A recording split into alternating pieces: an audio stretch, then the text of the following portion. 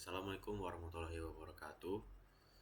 Perkenalkan, nama saya Fawaz Aidin Arisyanto dengan NIM 3J terakhir 009.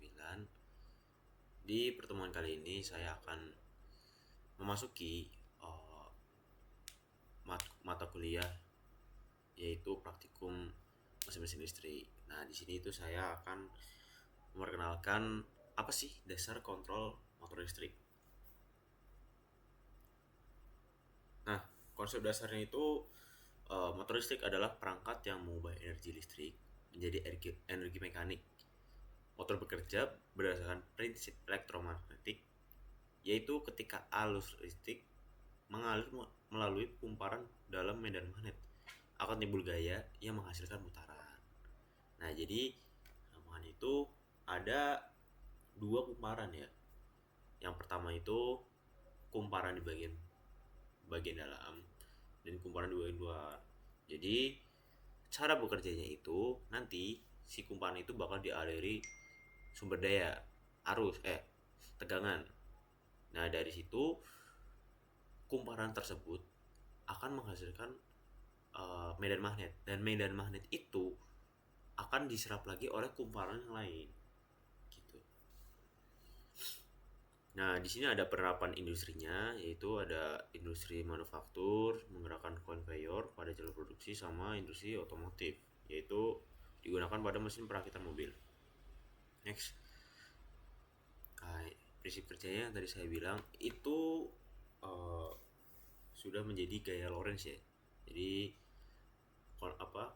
timelinenya dari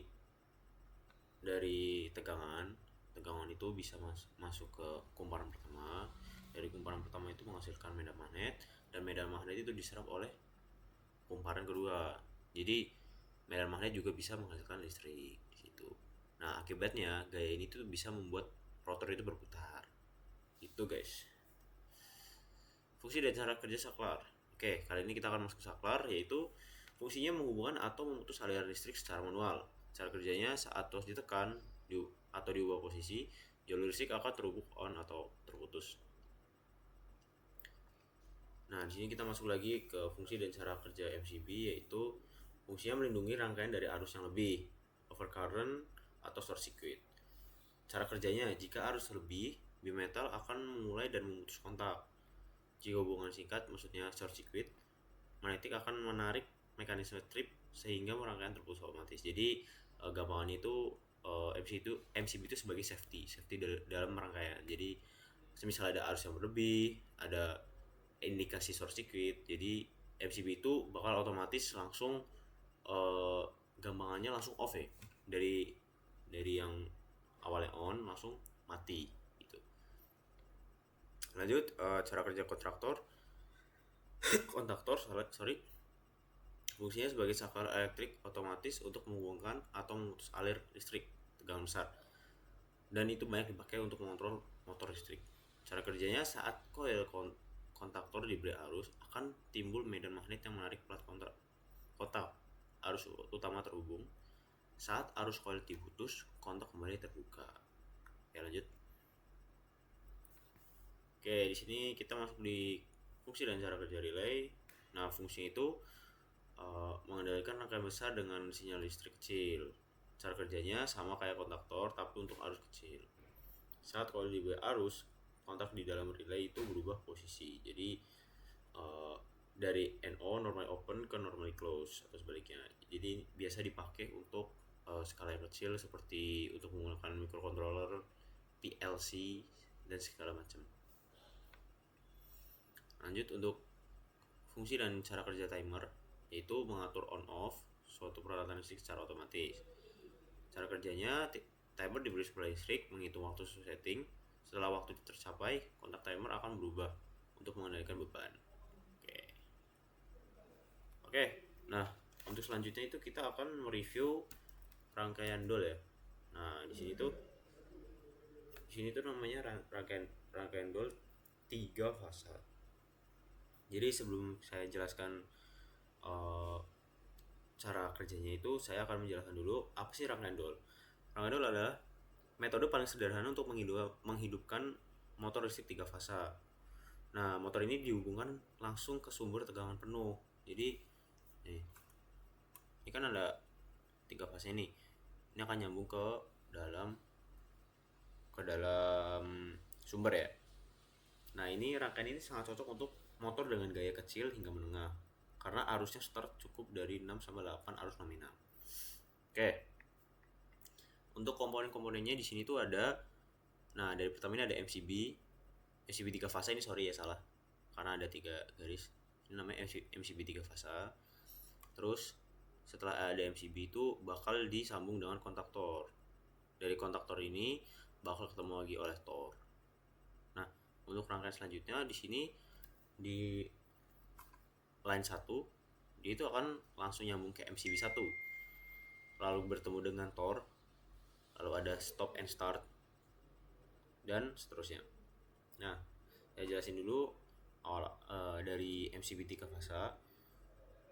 Fungsinya MCB 3 fase di sini itu fungsinya apa? Untuk proteksi utama terhadap arus. Jadi kayak semisal ada arus short circuit atau yang tadi saya sudah jelaskan, otomatis MCB itu langsung mengarah ke off. Jadi langsung mati lah.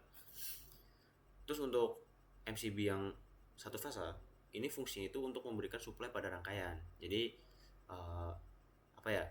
Supaya bisa menghidupkan dari stop, start dan segala macam itu butuh adanya tegangan. Nah, tegangan itu diprotek juga dari MCB satu fase ini.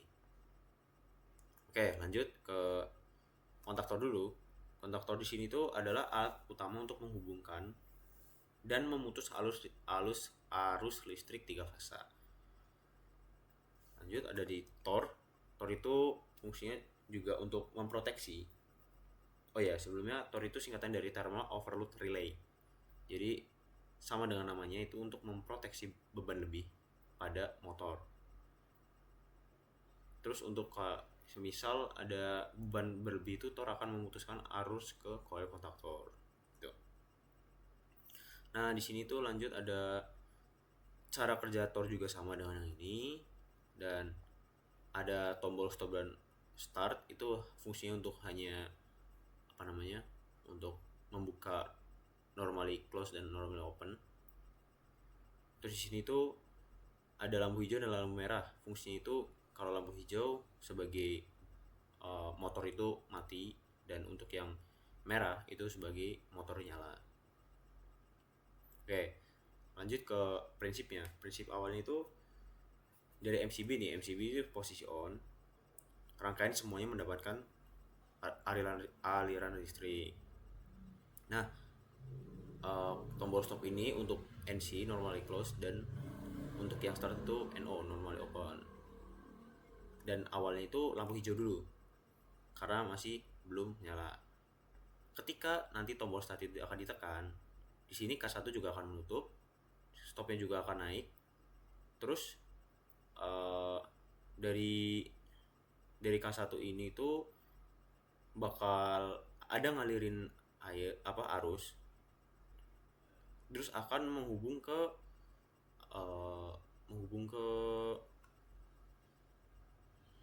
sebentar, akan langsung menghubungkan ke rangkaian. Nah, di sini tuh fungsi K1 itu untuk sebagai self holding ya, agar motor itu tetap menyala. Jadi ini konsep dari PLC itu bagaimana cara kita akan menekan satu tombol dan rangkaian itu akan tetap menyala. Itu fungsi dari K1 itu, agar dari rangkaian tersebut itu tidak hanya mengandalkan dari push button, tapi bisa mengaliri rangkaian dengan hanya satu tekan saja. Terus untuk ketika akan stop, prinsipnya adalah kita akan mencet tombol stop. Dia akan seperti di gambar sini, stop. Lalu startnya akan membuka. Di sini K1-nya akan menutup. Dan di sini akan mengalir lagi ke warna hijau karena tidak ada aliran. Gitu. Oke. Terus lanjut untuk kelebihannya itu sebenarnya rangkaian ini tuh sangat sederhana dan bisa dibilang mudah untuk dirangkai, dan juga terjangkau harganya, murah. Terus untuk pengoperasiannya juga sedikit mudah, cukup apa ya, tidak terlalu rumit lah bisa dibilang, dan perawatannya itu juga tidak yang apa ya, hype-hype banget. Jadi ini tuh cocok untuk banget di kalangan mahasiswa yang lagi pengen uh, eksperimen bagaimana cara kita ngoperasin motor tiga fasa segala macam. Nah tapi di sini tuh juga ada kekurangannya, yaitu saat arus start sangat tinggi tidak cocok karena motor besar akan bisa menimbulkan drop tegangan. Jadi seketika kayak misal dari sumber tegangan itu sewaktu-waktu ada tegangan yang overload, itu di rangkaian itu terkadang sulit untuk di apa ya, bahasanya itu dibatasin. Nah, makanya di rangkaian sini kita itu ada dua untuk safety, jadi kontaktor dan tor, untuk menjaga dari si mesin motor tiga fasanya biar tidak gampang cepat rusak. Oke, segitu aja presentasi dari saya, kurang lebihnya mohon maaf. Wassalamualaikum warahmatullahi wabarakatuh.